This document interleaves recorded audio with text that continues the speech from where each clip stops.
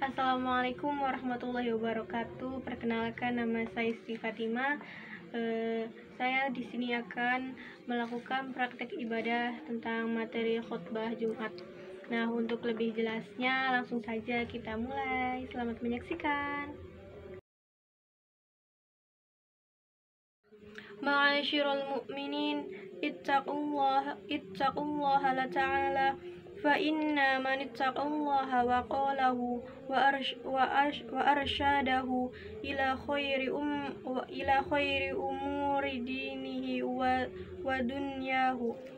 Hadirin kaum muslimin jamaah sholat Jumat yang mulia, puji syukur pada kehadirat Allah Subhanahu wa Ta'ala. Salawat dan salam semoga selalu tercurahkan kepada junjungan kita Nabi besar Muhammad Sallallahu Alaihi Wasallam dan para keluarga yang suci dan mulia, serta sahabat-sahabatnya, dan semoga sampai kepada kita umatnya. Mari kita tingkatkan selalu ketakwaan kita kepada Allah Subhanahu wa Ta'ala, agar kita mendapatkan kesuksesan di dunia dan di akhirat. Amin.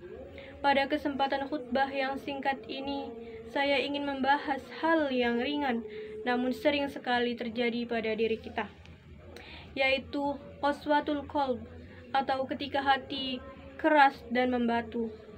Hadirin kaum muslimin jamaah sholat Jumat, saudaraku, sekali waktu barangkali kita pernah merasakan sulit sekali bersyukur, hingga terasa hampa, banyak keinginan tak kunjung terpenuhi. Akibatnya, hati terasa keras dan membatu.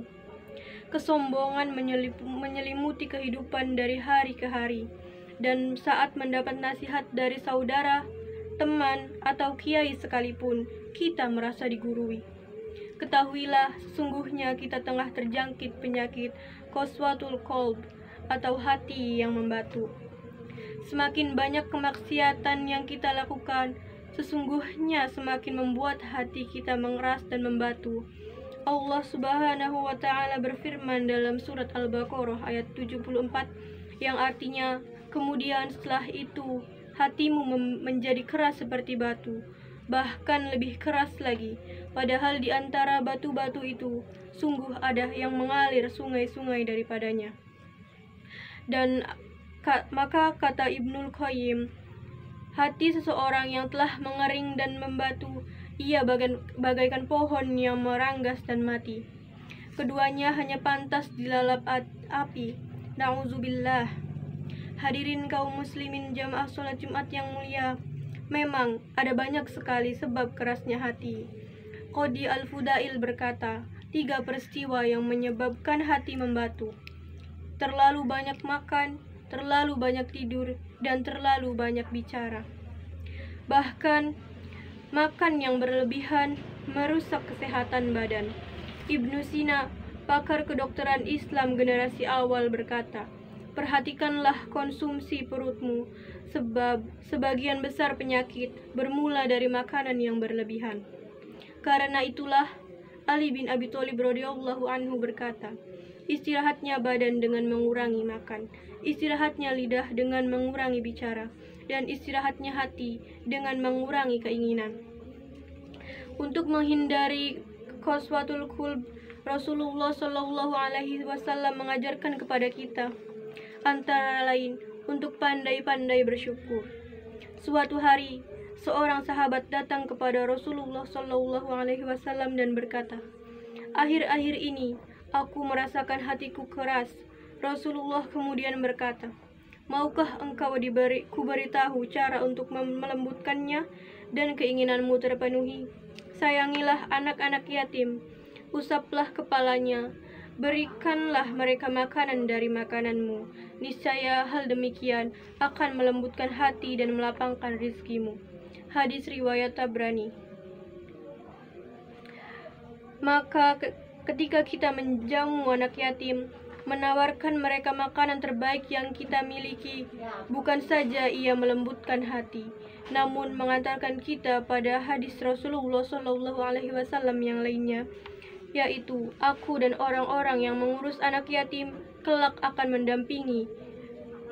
berdampingan seperti 2 jari di surga. Hadirin kaum muslimin jamaah sholat Jumat yang mulia. Cara lainnya adalah sering-seringlah berziarah kubur, tentu dengan niat yang benar. Rasulullah Shallallahu Alaihi Wasallam berkata, "Aku pernah melarang kalian ziarah kubur. Sekarang berziarahlah, sebab sesungguhnya ia akan melembutkan hati, melelehkan air mata, dan mengingatkan akhirat." Hadis riwayat Al-Hakim. Ziarah kubur dengan tujuan yang benar akan mengingatkan kita kepada akhirat adalah hal yang dianjurkan. Dengan mengingat kematian, tersadarlah kita bahwa tak ada kesombongan yang pantas kita sombongkan. Makanan terbaik kita adalah madu. Madu diproduksi dari lebah. Pakaian terbaik kita adalah sutra. Sutra diproduksi dari ulat. Hiasan terindah kita adalah mutiara. Mutiara diproduksi dari kerang. Kesombongan macam apa yang pantas kita banggakan di hadapan Allah Subhanahu wa Ta'ala, Zat yang menciptakan lebah, ulat, dan juga kerang.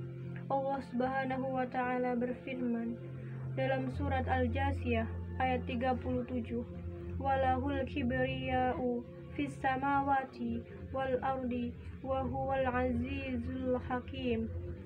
Dan baginya lah keagungan di langit dan di bumi. Dialah yang maha perkasa lagi maha bijaksana. Selain memperhatikan anak yatim dan ziarah kubur, Rasulullah Shallallahu Alaihi Wasallam kemudian mengajarkan kita untuk berdoa. Ya Allah, aku berlindung padamu dari kelemahan dan rasa malas. Pepatah berkata, pemalas selalu menanti hari mujur, padahal bagi seorang yang rajin, tiap hari adalah hari yang mujur. Lalu, jika kita tetap merasa banyak keinginan hati yang belum terpenuhi, berbaik sangkalah pada Allah Subhanahu wa Ta'ala. Barangkali ada hak-hak orang lain yang belum kita tunaikan. Boleh jadi ada makanan tidak halal yang kita konsumsi dalam keseharian.